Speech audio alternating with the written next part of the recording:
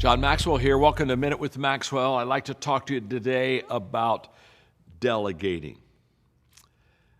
I'm really good at this, and I can help you. When I was a young leader, I couldn't afford a staff. I was just in a very small country church, and they couldn't even really pay me a good salary. But I really needed some administrative help, and I knew that if I was doing administration, I surely wasn't going to be doing the things that perhaps had higher priorities for me as the pastor of this congregation, little congregation that it was.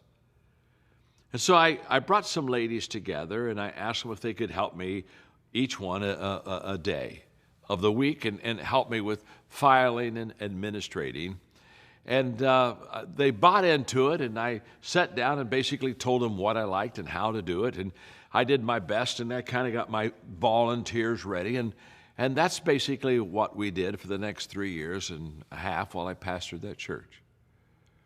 What I learned as a young leader is very simple. Anything that I can do that somebody can do also, they should be doing.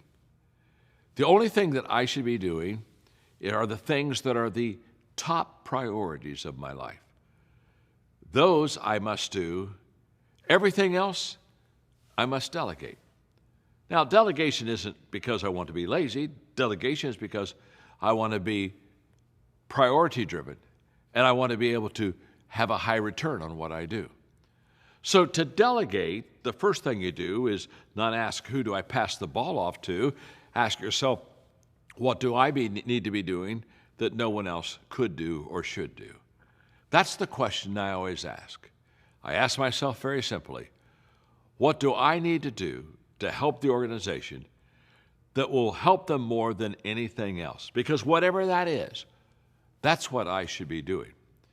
Then what I do is I delegate all the other stuff. There's not a higher compliment I think that you can give a person than to either A, ask their opinion on something, or two, ask them to help you. And I think a weakness that leaders have a lot of times is they just don't ask people to help them. And so the people would help them, but they don't know what to do, and because they've not been asked, they don't. So I would say as a leader, the first thing you do is understand that if you're going to be successful, you've got to focus on the top priorities and give your time, effort, and energy to those. The things that are required of you, the things that give you the great returns, and the things that give you the most reward in your life. Stay there. Work on those things.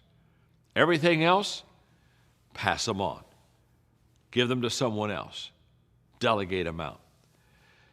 Today, I am a master delegator.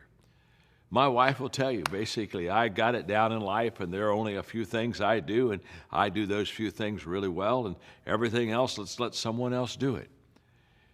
You may have to start off with volunteers like I did, and before you can ever have a team that maybe can help you. But here's the point. Everything that you do that isn't a high priority is to reduce your effectiveness down and keep you from reaching your potential. And even more sadly, keep your organization from reaching its potential. So ask yourself simply every day, what do I have to do that no one else can do, and no one else can do it better, and that's a higher priority? Once you settle what those few things are, and there'll be a few, you can count them on one hand. Trust me, you're not that good. You don't do that many things well. Whatever those few things are, stay in your sweet spot. Stay in your strength zone. Everything else, dump it or delegate it. My name's John. I'm your friend. Glad you're with us today on Minute with Maxwell.